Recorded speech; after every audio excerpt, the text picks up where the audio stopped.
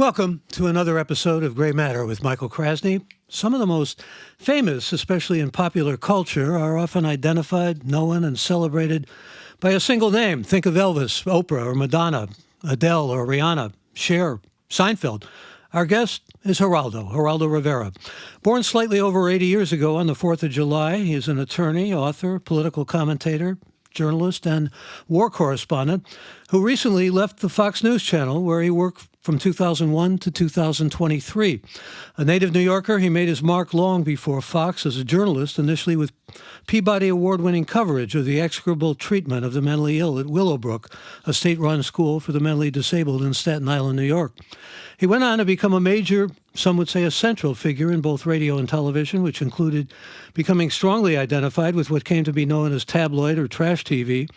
In 1986, he hosted the highest-rated syndicated special in the history of television, focusing on a live opening of an underground vault once owned by the infamous Chicago criminal Al Capone. 30 million viewers watched globally as the walled-off underground room proved, but for debris, to be empty. Politically, Geraldo identifies himself as a pro-choice, pro-gay marriage, pro-immigration reform Republican who supports, as he says, some gun control. And please feel free to join us with any questions you may have or comments while we're live on this September 22nd, your humble host's birthday. And welcome, Geraldo Rivera. Hi, Michael. How you doing? Good to have you here. And you're live with us from Cleveland, Ohio, my hometown. And we'll thank Paul Katz for being the middleman on this. I want to talk with you about so much. Politics, much more. You've had an extraordinary career. Congratulations on that. First thing on my mind, though, is breaking news. The real succession, Lachlan Murdoch named chair to replace Rupert Murdoch. What does that mean to you as a guy who's retiring from Fox? Well, I identify with my ex-boss's situation. He wants to stay in. He's got the instinct, the fighter's instinct. And on the other hand, he knows that he's aged out. He's got a successor. He's pinpointed which of his flock that he wants to lead the family business. I admire everything he's done. Obviously, it's a staggering and profound achievement. He built an empire, such that it's fictionalized and demonized and adored around the globe. He found a niche in the English-speaking audience where they felt underserved or unserved by mainstream media. An audience that represents, if you look at the 70 million votes that President Trump got last time around in his losing effort, it represents about half the country. So, I wish him well. I wish him the best. He was a good boss, boss as far as I was concerned, and you can't deny his incredible achievement. Did Trump really lose the last election? There are many in your world who say, no, he didn't, and believe him, even though it's gone through how many court processes? I lost count. Well, to me, it's lamentable. In this very room, I took regular calls from President Trump over the 4 years he was in the White House. I was privileged and proud to have that kind of access. Everything was always on the record. I remember very distinctly the last time we spoke, which was Friday, the 13th of November, 2020. And he did not at all, 10 days after the election, sound to me like someone who was digging in and believed the election was phony and so forth. It sounded to me, he said, in fact, that he was a realist and that, he seemed to me to indicate that he would go with whatever the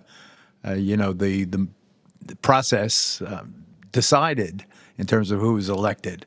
I was shocked and dismayed in the days following that, where he dug in his heels and became increasingly delusional about the election. And by the end of the month, it was clear that he had gone off the cliff, and I wasn't going to go with him. Well, in fact, you didn't vote for him the second time. You attributed that to spousal influence. I like that phrase. But you also went on record as saying that he incited January 6th. So is he still someone you would call a friend, or has he become an enemy now? Well, that's an interesting characterization, Michael. I don't know. I mean, I have a soft spot for him. We were friends for over 40 years. I've known him since the middle 70s, and it was a thrill for me to watch a hangout buddy become president of the United States. But where he went, and this, is he still my friend? I don't know. I haven't spoken to him. I don't anticipate I will. I may have a soft spot for him, but it's outrageous what he did. He did incite January 6th. He unleashed that violence. He denied the constitutional process. He stabbed the Constitution in the back. There's some places you cannot go, and I fear that his recklessness. What dismays me even more, and I probably this is fruitful ground to cover. I think, Michael. What bothers me even more than Trump's malignant narcissism is the fact that so many Republicans and a considerable number of independents as well are willingly accepting a lie as truth. They know, I think that everybody knows or should know that election was not fake, that was the people of the United States speaking.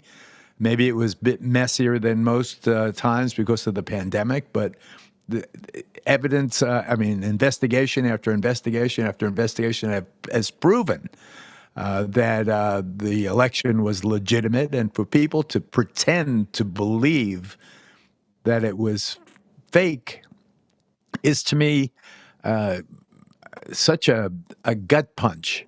And it's so I'm filled with dismay for my country and for them, and shame on them. It's like a wife who knows her husband's cheating on her and pretends that he's he's a good and faithful man. I mean, it's just disgusting to me, and it is disqualifying. Is he still my friend? As I said, I have a nostalgic affection for him, but what he did is so insufferable that I could never, ever consider supporting him again under any circumstances. And shame on those who know the truth and who deny it, Michael. Can you explain the enigma, though, of people not only continuing to support him, but also supporting him to a greater degree, even as all this prosecutorial evidence comes forward on so many different fronts? In fact, it's getting him more money, more support in some quarters. Well, let me say this about Trump's support and so forth. I think that, first of all, I lament all of these criminal proceedings. I understand that there are some, particularly the January 6th focused investigations, Jack Smith and so forth.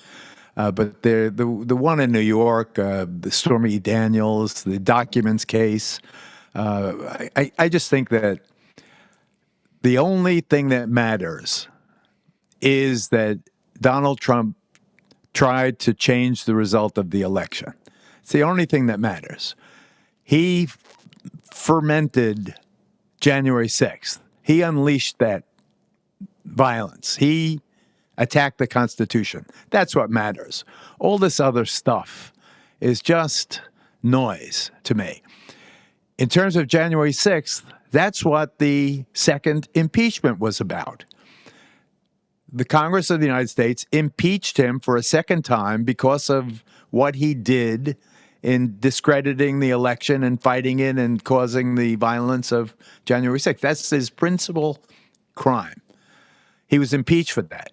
The Senate, in its wisdom, acquitted him. It's over. I think it should have ended there. I wish that it had ended there. I wish that he had gone off into the sunset and not kept this wound open that's so affected the body America. But this other stuff, I it is such a terrible distraction. And it is, if you look, Michael, at how he gains, as you suggest, popularity and support, the more he is assailed in the mind of half this country.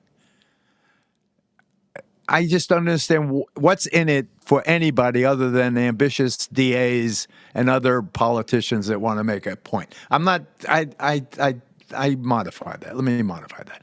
I assume that there are plenty of people going after Trump right now motivated by the highest intent.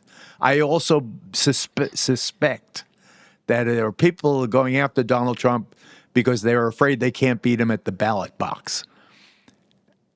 I think shame on all of us. I want him to go away. I want him to announce that he's going to retire. I want Joe Biden then to pardon him for everything in his federal jurisdiction that he can pardon him for. And I want the Trump era to end. But I also want peace on earth and goodwill toward men. So there you go. And you're still a Republican.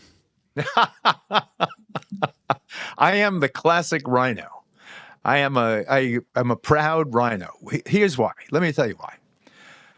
I grew up, born in New York City, spent my whole early life right up through Brooklyn Law School in and around New York City. When I was coming up, John Lindsay was the mayor, a liberal Republican. Nelson Rockefeller was the governor, a liberal Republican. Jack Javits was the senior senator, a liberal Republican. Louis Lefkowitz, the attorney general of New York State, was a liberal Republican. In my day, my formative years, and when I left Brooklyn for West Babylon, the town of Babylon was run by liberal Republicans. It used to be that you could be a liberal, a moderate, or a conservative on either party. The parties didn't define your ideology. So in that tradition, my father came from Puerto Rico, dirt poor, spoke English, unlike the other members of his 16 siblings. My father's one of 17. He was a Republican. So in my context, Republican was not what a Republican has become. Now it's become you have to be pro-life. You have to be anti-gun control. You've got to be Excuse me, climate Geraldo, change denier. Can't you say it's also Trump's party now, really, isn't it, to a great degree? It is Trump's party. Yeah. It is Trump's party, but I am stubborn, and I think that I cause more trouble staying a Republican than I would if I was an independent or a Democrat. Let me also ask you, though, on that, follow this logic to or trajectory of what you're saying here. I remember when you joined Fox and you were praising Rupert Murdoch a few minutes ago and so forth as your boss, and he was good to you and all that. But I remember when you went to Fox, there were people who were a little confounded because they thought of you as humane, social activist type of guy. And somebody said to me, "So Geraldo going to the dark side?" I remember that. It stayed in my mind. But, of course, you have to go back to why and when I went to Fox. And people, my detractors conveniently forget it. And most people, just because it was so long ago and so many things competing for the public's attention, that people forget. But I went to Fox very specifically following 9/11. I had the highest rated program at the time on CNBC, Rivera Live. I was on at 9 o'clock Eastern. It was obviously live. We did the OJ. We led the nation in that coverage. And Gary Condit, another California story. Clinton's impeachment. I was one of the few that supported President Clinton through that debacle. I wanted the attacks happened. So I had, at the time, 3 children living in New York.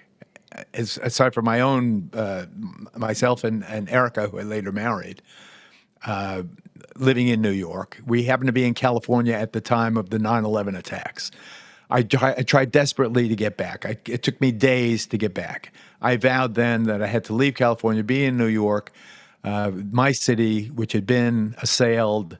6 fathers in my kids' grade school died in the Twin Towers. I said to my bosses at NBC, "You must send me to war. I've experienced. I've been in the tribal territories of Pakistan, between Pakistan and Afghanistan. I've been through the Khyber Pass. I know the turf. Let's get these bastards. NBC said, no, you can't go. You have this big show. You're not going anywhere. We got plenty of people to cover the war. So I quit my job. I went to my friend Roger Ailes, who coincidentally had hired me for the CNBC job. Another person who's been demonized by not only just the left, but across the board. A lot of people. You can get to that if you want to. But Roger Ailes said, yes, I'll hire you, but you're making way too much money. I can give you half what you're getting paid, and I'll send you to war. That's why I went to war. I went to war to get the bastards who had afflicted my city and my nation. That's why I went to Fox. I didn't go to Fox for any reason. I didn't go to the dark side. I didn't do any of that kind of reporting. All of 2000, that was 2001, 2002, all that year. I was, I called it my tour of terror. I was everywhere you can imagine, from Somalia to Sudan, to all throughout South Asia. I was looking for Osama bin Laden. I wanted to get the bastard. I went back and forth to Afghanistan. I walked the walk from Tora Bora into Pakistan. Then 2003 was the Iraq invasion. So I was a war correspondent for the first 10 years of my time at Fox, aside from covering natural disasters like Hurricane Katrina and Rita and all of the other. There was no politics in my my professional life other than very tangentially. So I did what I said I was going to do. My failing, where I didn't follow through is, once I broke the news to the country that Osama bin Laden had been killed by our special forces. I happened serendipitously at the time, Michael, to be on the air. I was in Washington, D.C., and our sources got to us first, way before anybody else, way before CNN, way before anybody. I was able to break the news to the country. Well, wait a minute, Geraldo, I'm sorry for interrupting you, but, and I don't want Trump to take up all the oxygen of our dialogue together, but just the other day he retweeted something that said that bin Laden really wasn't killed, and he was questioned about that. He didn't really give any straight answers, but I'm not sure why he retweeted it or felt the necessity to retweet it. So maybe from his perspective, somebody who sits down for dinner with Ye and Nick Fuentes, that's a given fact in his mind. I mean, the idea that somehow Osama bin Laden wasn't killed speaks to the kind of conspiracy theories that have been part of, really, the GOP as we see it now. Well, that Osama bin Laden was killed. I spoke in and interviewed the guy that killed him, Rob, I forget his last name, the Special Forces guys. They had my broadcast on the air at the air base with Osama bin Laden's body when I was breaking the news that Osama bin Laden was dead. They were watching it in the monitor in the Afghan air base after they returned from their raid on Pakistan. They killed him. I'm glad you've assured us of his demise, because apparently perhaps President Trump, former President Trump, doesn't see it that way. But you actually also, I just want to get into some things that are thick in the news, and we got lots of questions for you. You were also, I think, the first to telecast a Zapruder tape on one of your TV shows. And now you've got the whole single bullet theory being challenged also by a Secret Service man who was there. He's 88 years old, but he claims he saw and witnessed. And he's also a neighbor from Cleveland. Oh, I didn't realize. There's a real Cleveland connection here. I always remember Woody Allen's line. At one point I said, you could put it on my tombstone: the world is a beautiful place and life has meaning except for certain parts of Cleveland. But then I was from the other side of the tracks, from where you are in Shaker Heights. We used to, in fact, did you ever hear the Cleveland Heights yell about Shaker Heights, the cheer about Shaker Heights?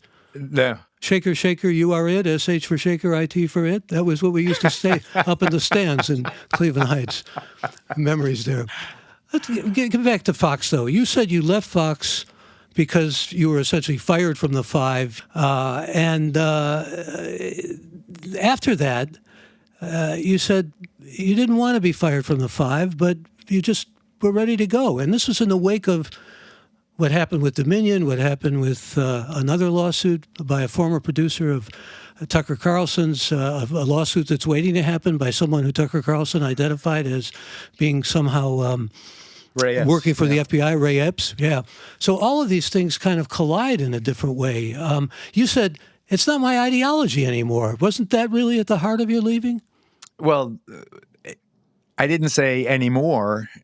What I said was there was always an ideological stress and tension, and I was never a good ideological fit for Fox.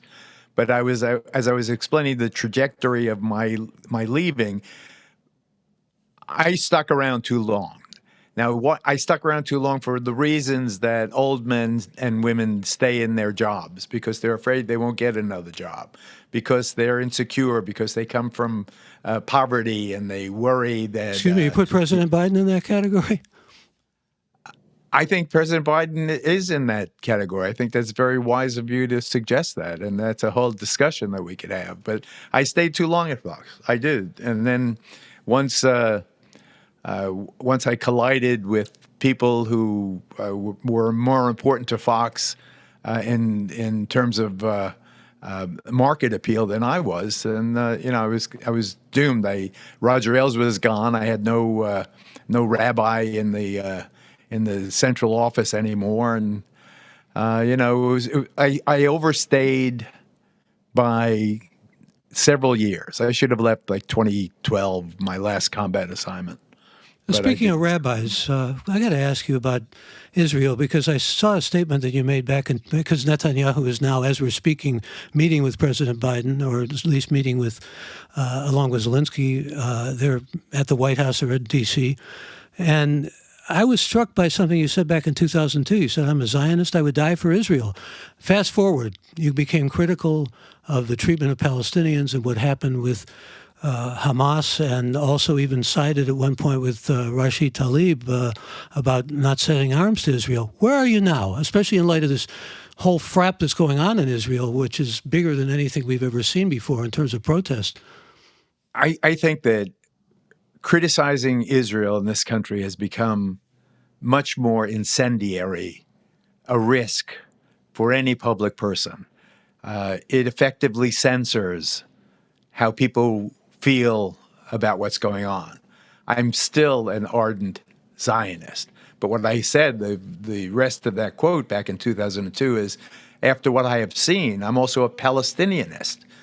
I still, even though the odds of it ever happening are so remote, embrace the United States of America's position on Israel and the occupied territories. The United States' position is, and Geraldo Rivera's position is, two states living side by side in peace. That's what I want. That's my position.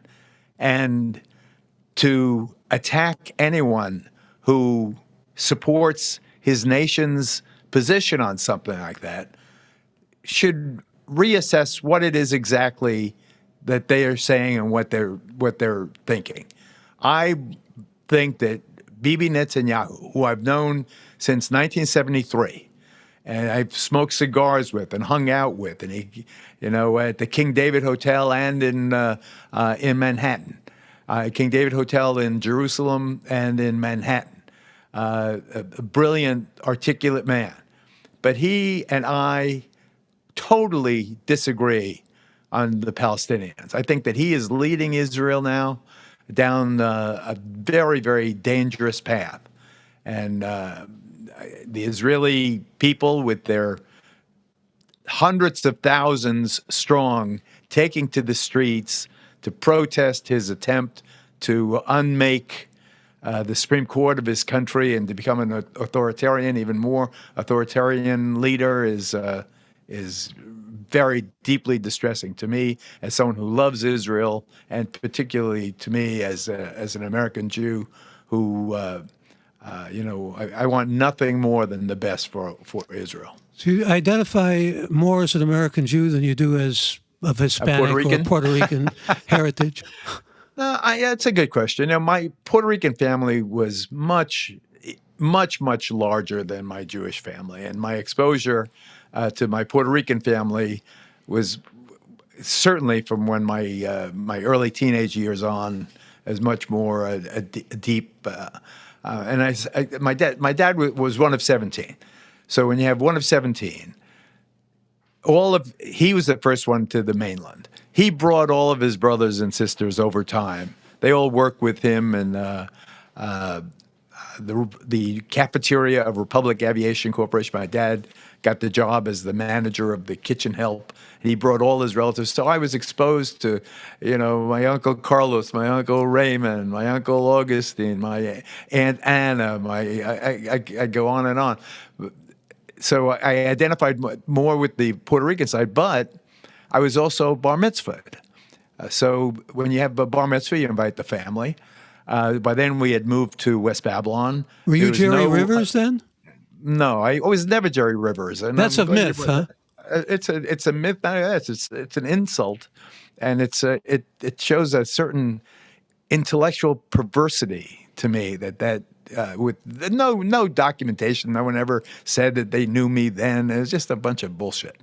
But anyway, be that as it may. So I have my bar mitzvah, and I have the bar mitzvah in the volunteer fire department hall in North Lindenhurst, the adjacent town, because as I said, there's no temple, no Jews in my high school at all, West Babylon High School. So I have the bar mitzvah, and you invite the family to the bar mitzvah. So my bar mitzvah was, 6 Jews and 95 Puerto Ricans, Catholics. Some had already become evangelical Catholics, so much more the charismatic kind. So comes time for the sacred part, the Haftorah, and everyone's got the yarmulkes on, the handout yarmulkes. So all the Puerto Ricans, they sense the sacredness of it. So they take the yarmulkes off, they put them over their hearts, and it is the most hilarious scene you can imagine. It's like Adam Sandler would make a great director of that movie. Well, if you're listening, Adam, there's real possibility there. And Geraldo could make an appearance, as you have in a couple of other movies, by the way. I have. We got a lot of questions. Let me go to as many as we can here. And the first one is about Fox News. It's from Reed, who once says you were a prominent figure at Fox News for many years. Where do you go now for balanced and fair reporting? Was Fox ever that? Fox was never that, or maybe it was early on. I started by saying that, maybe it was on last night on CNN, Rupert Murdoch's genius was to sense that half of the population was not being served. So I heard a critical report on Fox News on CNN last night. So it was they're climate change deniers. They don't believe in a woman's right to choose.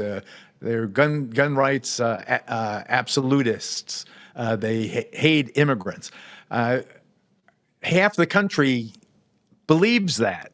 So if you're saying that to serve them, like fair and balanced, what is exactly fair and balanced? What is it? Half the time you're pro-abortion, half the time you're anti-abortion, half the time you're pro-immigration reform, the other time you're anti-immigration, half the time you're gun control advocate, the other time you're pro-absolute. Well, excuse me, don't you need to make a division between the opinion makers, Laura Ingraham and that crew, and those who do the news? There's a real divide. That's always been the conceit of all the news networks. I submit to you, if you watch a half hour of all of them, you'll be able to know what the politics of the principal players are. It wouldn't even take a half hour. You know about Michael Wolff's book, by the way, since you've been watching CNN, where I guess he was on there recently. He was saying that a deal was made at first they were going to throw Hannity out, and then they decided they wanted to throw Tucker under the bus, and that's why Tucker Carlson was fired, even though Hannity was much more sort of on in the Dominion credibility camp than Tucker Carlson. There was outside the purview of my personal experience, and I'm not going to speculate on that. All right, so instead we'll go to another question from John, who identifies himself as Sending the question from Earth, maybe because our last podcast guest was Avi Loeb, who's searching for extraterrestrials. But John says, every time you were on Hannity versus Don Bongino, it usually ended in a tussle. Was that theater or real? By the way, it was always entertaining, he said. Well, I appreciate that. I can attest that passion was real. That Bongino and I really hated each other, at least when we were in combat.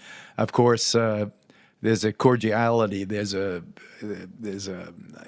That's the fake part, the cordiality. It is you have good manners when you're with someone, even though you can have a real ferocious fight on the air. Well, you were known for your fights. I mean, in fact, I interviewed Tom Metzger a number of years ago with his son, and you had your nose broken, I think, by one of those characters who was with you. They were essentially Klansmen. You got a reputation for being a fighter and being willing to put up your dukes. And I think we had a fighter, we had a contender, a heavyweight contender from Long Island named Jerry Quarry. And I once had a boxing journalist say, you've had more fights on the air than Jerry Quarry. Well, you took that as a badge of honor, I bet, didn't you? I did. I still do. I mean, I'm lame now. I'm an old man. I'm 80, but I still respond. Well, you called Gutfeld a punk, physically. supposedly, right? I called him a punk. Definitely, it's on tape. Well, it's on the record. Speaking about things on the record, Jeff from Chicago says, "Is alternative facts?" That's the infamous statement that goes back to Kellyanne Conway. Supposedly, not supposedly, she did say something about alternative facts, but he wants to know: alternative facts a side effect of an open society and democracy, taking the good with the bad. There's something to ponder. Your thoughts? A fact is a fact, but at what point a fetus becomes protected by law is both a fact and a philosophical concept. So there are some facts, like it's what time is it? 2:32 p.m. when we're doing this live. Cleveland time. That's 11:30 Cleveland here. time. Yeah, right. And that's a fact. It's a nice day. I don't know. That's an objective fact here in Cleveland. I don't know what it is in California, but there are alternative realities. I think I live in Ohio now. Okay, so which Ohio is a red was state. Was a blue state. Now it's a red state. Yeah. So half of Ohio thinks that President Trump won the election. The other half believes that he lost. I don't know. Those. I don't know. It's a bad analogy because there is a fact there. You have to. It's a division of how they see the facts in the state that you are living in. It's right. And maybe an irreconcilable division, or certainly a polarized one, sadly enough. Yeah. We'll give you more comfort by just going to another question here. This is from Frank in Baltimore. Having spent decades in journalism, covering everything from war to celebrity culture, what do you believe has been the most transformative experience for you personally, and why? There's a big question. And a good one. Thanks, Frank. I was just thinking, I graduated Brooklyn Law School in 1969. I was a very prominent representative of a group called the Young Lords, a Puerto Rican activist group that took over buildings in East Harlem, and I was the representative. And that's how I got discovered, and they sent me to Columbia Journalism School. So I was Labor Day 1970, I started at WABC Television, Eyewitness News in New York. Excuse me, they sent you to Columbia? You don't mean the Young Lords. I want to find the answer. No, I don't. But in fact, in essence, they did. It was my representation of them that exposed me to the media, which I never considered. Media, WABC particularly sponsored me for a special program at Columbia University for minorities. They were trying to integrate an all-white local news team. The New York News, as diverse a city as that is, was an all-white local news reality. To integrate the news, they had a special program for several years at the Columbia Graduate School of Journalism. They sent me there. I was only there for a couple of months, January 1972, to answer the question, a long-winded preamble. I got a tip about an institution in Staten Island called the Willowbrook State School for the, at that time they called it the mentally retarded. You can't even use that word anymore now. It's developmentally disabled. It was one of the world's largest. It was one of the world's worst. And so it was mere months after I started, a year and a couple of months, that I had the biggest story of my life. I get very emotional when I think about it, when I talk about it. It's something I'm very engaged in to this day. Erica, my wife, and I. It was a horrible, horrible place. I still remember my key lines. This is what it looked like. This is what it sounded like. But how can I tell you about the way it smelled? I was talking about the wards that we snuck a camera in. Someone gave me the key, so I ended up exposing the institution in New York and elsewhere, and it started a chain reaction that helped lead to the humanization of the care and treatment of the developmentally disabled. That by far is my biggest story. I feel your emotion and pride in that, and I know about that story because I'm married to someone from Staten Island originally. But what I need to ask you right now, because it's a burning question in my mind, is do you lament leaving that kind of journalism for what was later described as tabloid TV, or where you really made your chops and made a fortune? Do I lament it? I did plenty of it. I did far more than almost anybody ever. I had I invented I-teams and all that stuff. I had a help center. I did all of every drug, wave that hit the nation. I was described by one reporter as the Walter Cronkite of drugs, of illicit drugs. The heroin epidemic, the crack epidemic, all of it. I did. I've exposed more businesses, and I've done a lot of it. I did the choices you make in your professional life. I believe that life is a series of random chances, and what you make of your life is what you make of those random chances. If I didn't work for the Young Lords, I never would have been discovered. I never would have been sent to Columbia. I never would have been a journalist. Some of that's luck, isn't it? Luck is one way of looking at it. So I went through the initial phase was the young buck reporter, was an in-your-face reporter. Then I had a show called Good Night America from 1973 to 1977, a late-night show, second-generation TV news magazine, I called it. Then I was on the inaugural cast of Good Morning America in 1975.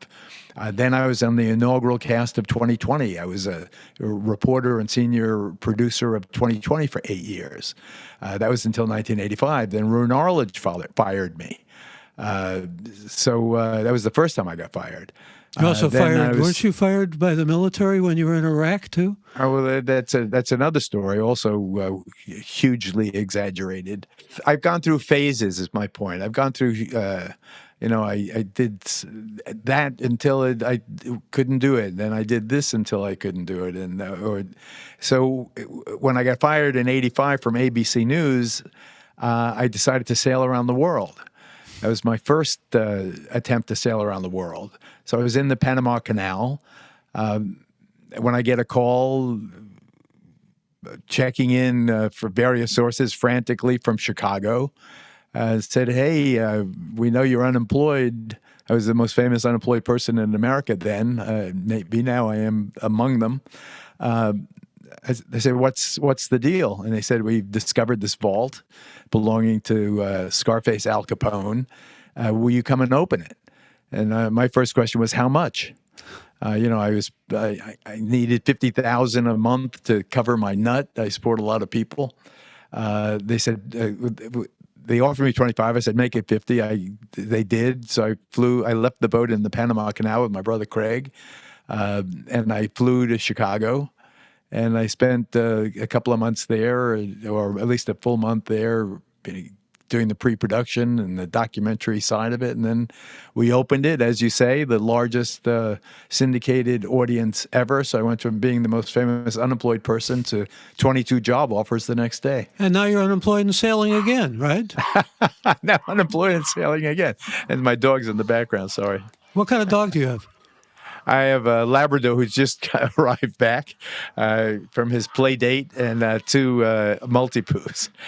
And how do you like living in Cleveland? Have you become a Guardians fan or a Browns fan or Cavaliers? Well, it's hard to. I used to sell the Long Island Press, and when you sell the subscriptions to the press, you got tickets to Yankee Stadium when I was 14 years old, so it's hard to shake that one. But I've gone to a couple of Guardians games this year. I like the Cavs. It's easy to not be a New York basketball fan since their team sucks so bad. And the Browns are so, I've learned heartbreak as a Browns fan over the last 6 years, living mostly here in Cleveland.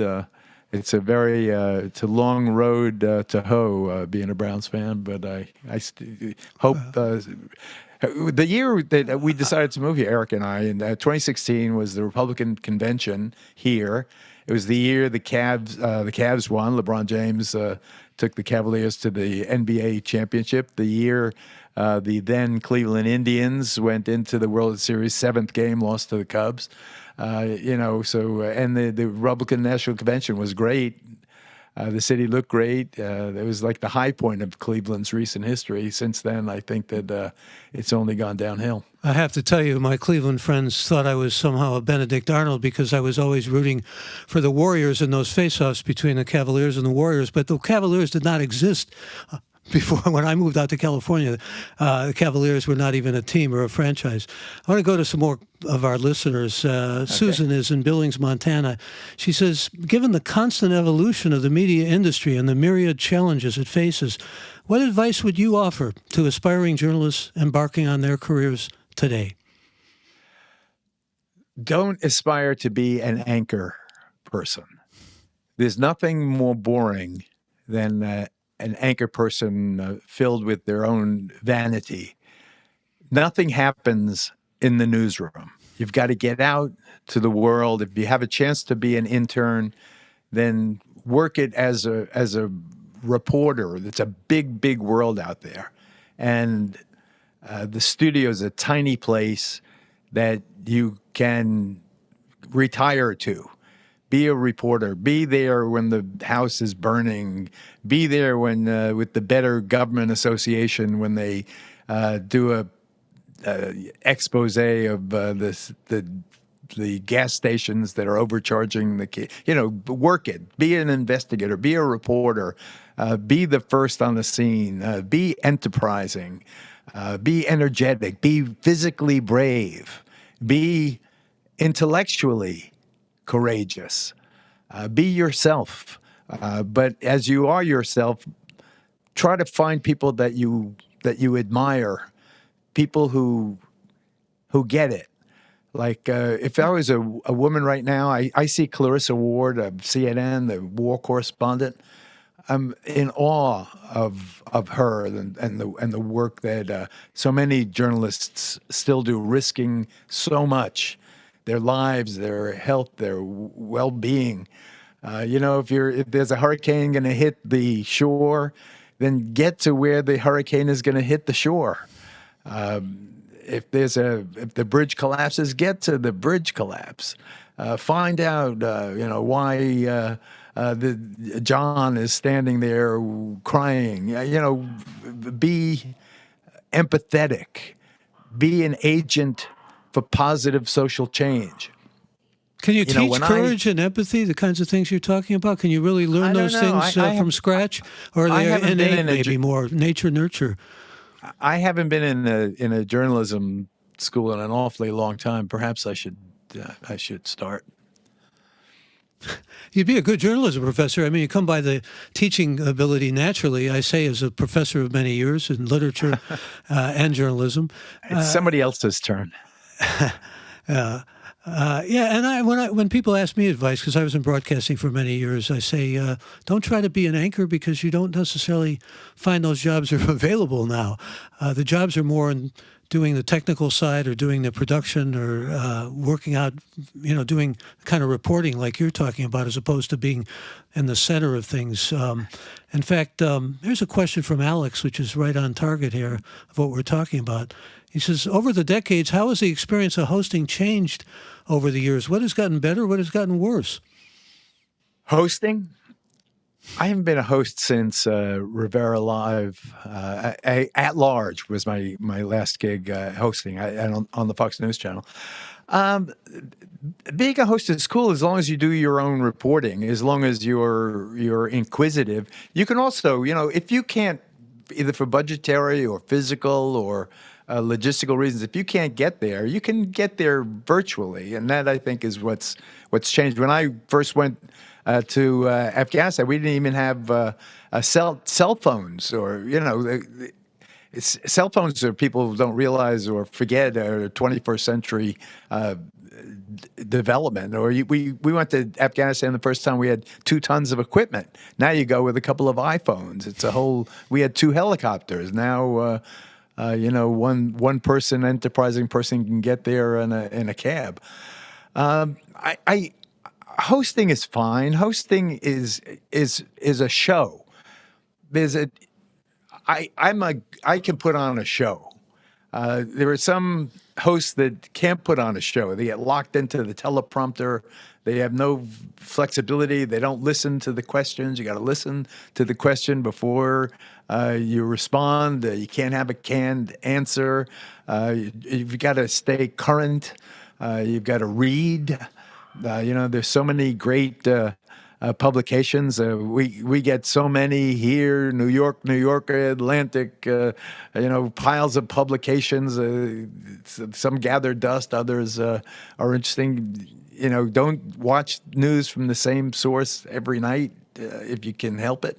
If you can stand it. I mean, with the internet now, you got to be extremely cautious about what professes to be a fact. To go back to your "what is a fact" point earlier, Michael, double source everything, or make sure that if you're going to use a single source, it's from extremely reputable, and always cite your source. Well, you were a good researcher too, and you're talking about putting on a show. It makes me think of you as a performer, but you still see yourself. I think there's some of that. There's some of performative art also. Goodnight America, certainly. When I walk out, and I had yeah. I've been growing my hair because I'm gonna. My hair was always half my act. You get great pride in your hair, your tonsorial and sartorial splendor, as it were. I have to ask you also about a very serious question. You were talking about being a war correspondent in war and admiring those who cover war, and I share that sentiment with you.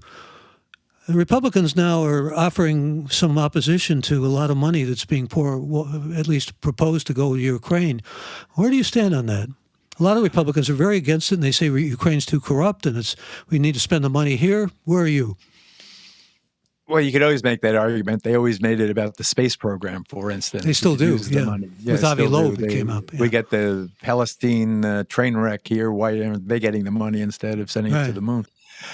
I am 100% behind Ukraine. I think that Russia is the despicable foster child in the family of nations. The invasion of Ukraine was unforgivable. It was a rotten, egotistic thing for Putin to do. I think it spells real generational trouble for Russia going forward, the Russian Federation. Is Congress right to vet some of these expenditures? I think absolutely. Should we know in a country where corruption was so endemic that the money is really going, that the American taxpayers' money is really going to the war effort? Absolutely. But you do that with auditors. You do it with trusted people with access to books. Zelensky himself, God bless him, one of the seminal figures, certainly of the 21st century, maybe even a broader historical context than that. He saved his country with his with his verve and his courage. I think that if you can't have a trusted view of where your money is going, then you have every right in the world to be skeptical.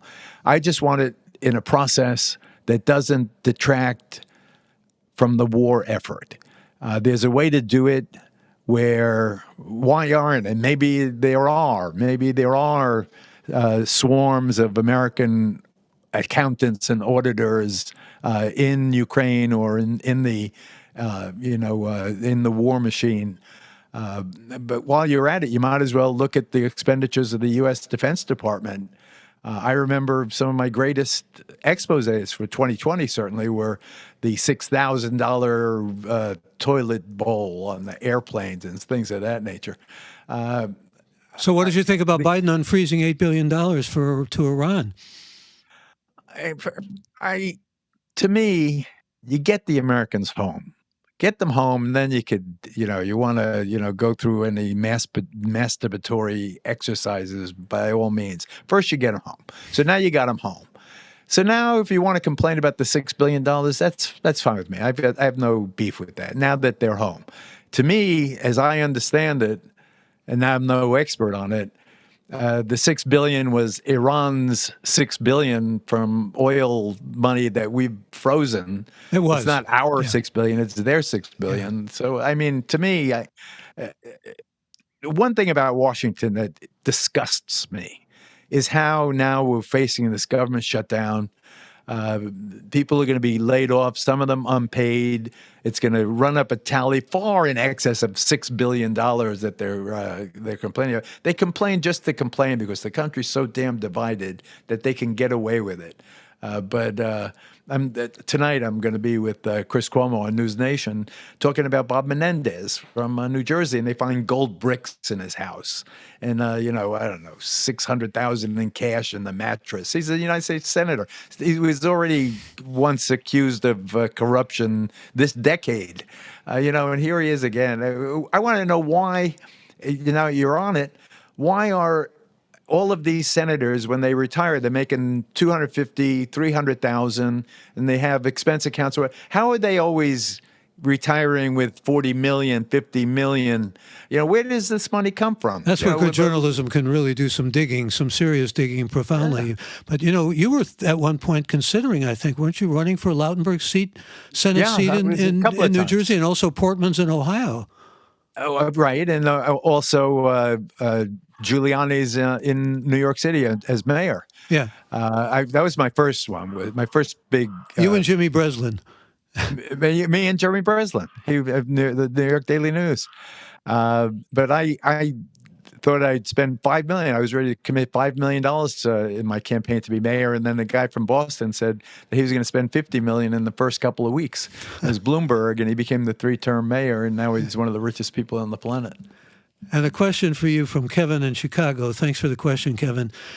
Very important question. Given the polarized media landscape, how do you maintain your ethical standards and journalistic integrity when presenting contentious issues to the public?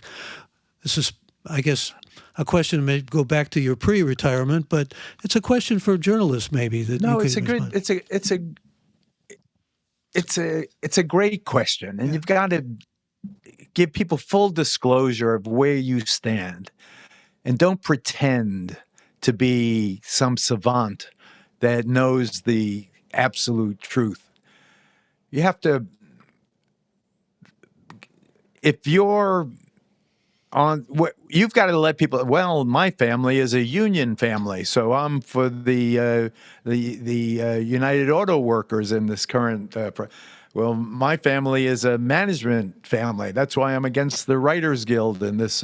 You've just let people know the truth of your personal bias and prejudice. Then you could tell them anything. The American people will listen to. They'll give a fair hearing. At least they did before Trump. Give a fair hearing as long as you give full disclosure. As long as you don't try to pull one over on people.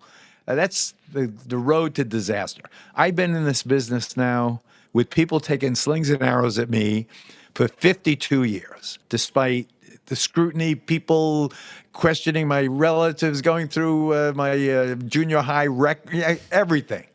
And I'm still here 52 years later. So my advice You're supposed in to say terms of Kenahora, aren't you? Do you know that one? Kinahara, Kinahara.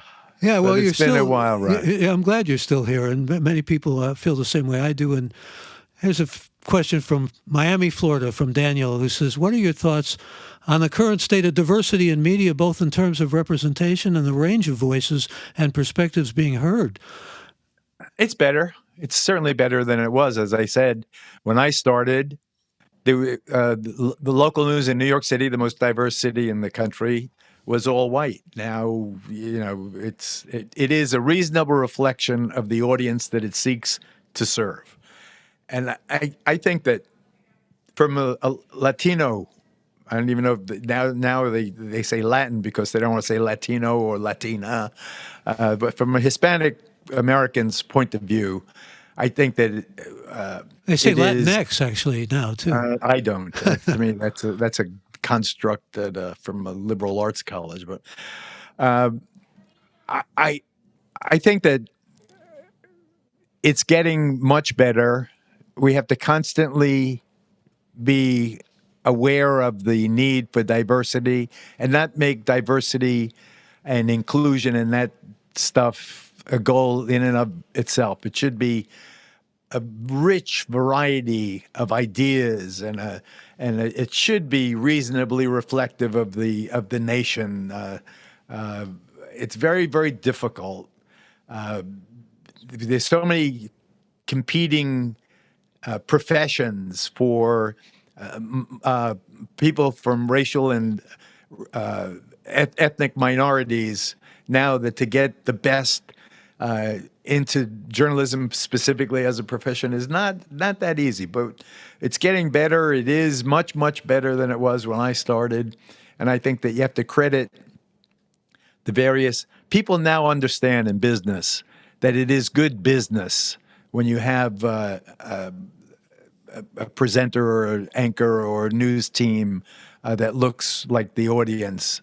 You know, I think it's a good. Now, It's one of the things that makes Ron DeSantis mad at Disney and corporations. yeah, but are liberals mad at BET, which is how reflective is that? It's I think there's room for that kind of niche programming also. I think it's a good thing that people should be able to tune in to see the Puerto Rican Jewish guy or the Asian guy or I love that, now you have people running on the Republican side of the aisle and you got a woman of Indian descent. You've got, Tim Scott, a black guy. You got Chris Christie, a big guy.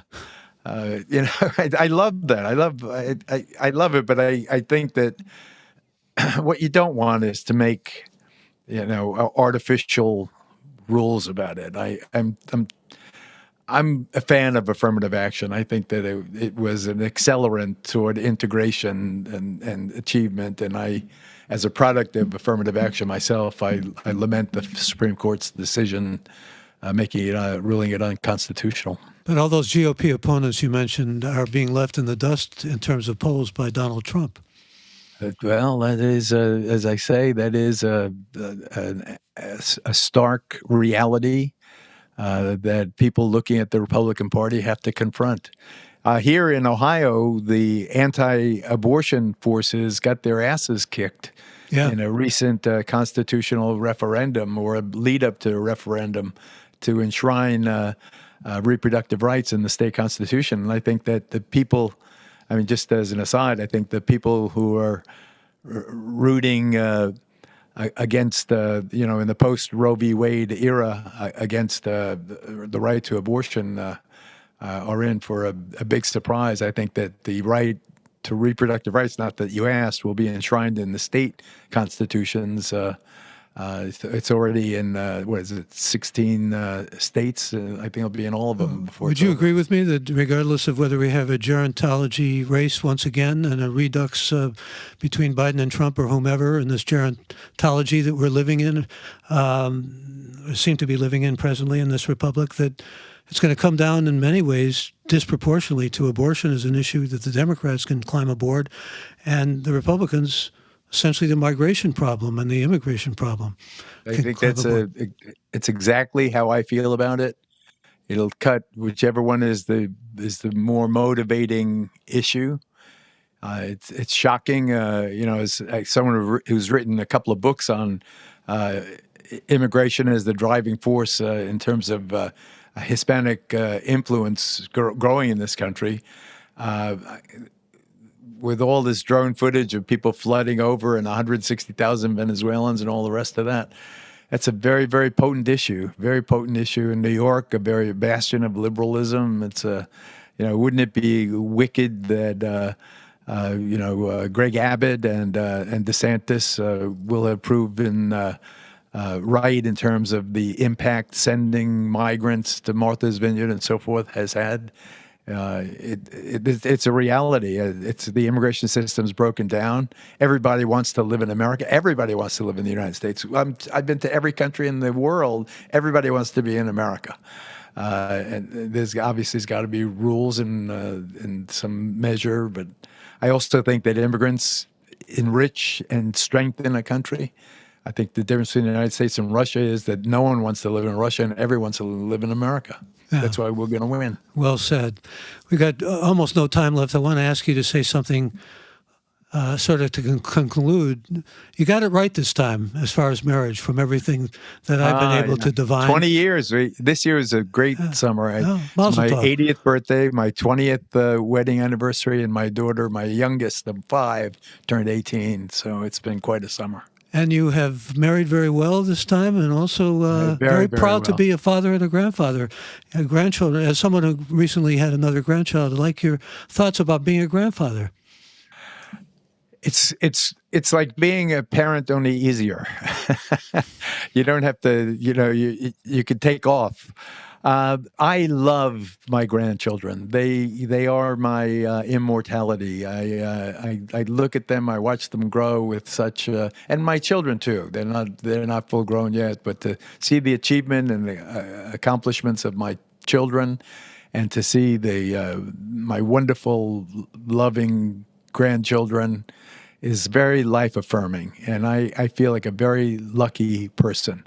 I mean, it's all about health and optimism and the wonder of people growing into people. It's just terrific. And can I ask you about your health? Great life partner. I'm aside from my limp and then my dead right foot, I'm in perfect health. I feel vital. I feel strong. I feel like it's still punch out at least middleweights. I asked my doctor last week. I said, "Well, what's going to kill me?" He said, "Something." Excellent medical advice. A great diagnostician. It's really been a pleasure talking to you. And thanks, Michael. Delight. And many thanks to all of you who joined us for this episode, Gray Matter with Michael Krasny. Thank you to all who will hear us on Apple and Spotify or on our website at graymatter.show. That's Gray with an E. And if you have not joined our growing community of Gray Matter with Michael Krasny, just go, preferably with dispatch, to our website at graymatter.show and become a member. Thanks to my Cleveland Connection friend Paul Katz and to the terrific Gray Matter with Michael Krasny team, Alex, Shannon, Colin, Kevin, and Mickey, and to this episode's special guest, Geraldo Rivera. I'm Michael Krasny. Bandwidth for Gray Matter is provided by CashFly at CACHEFLY.com.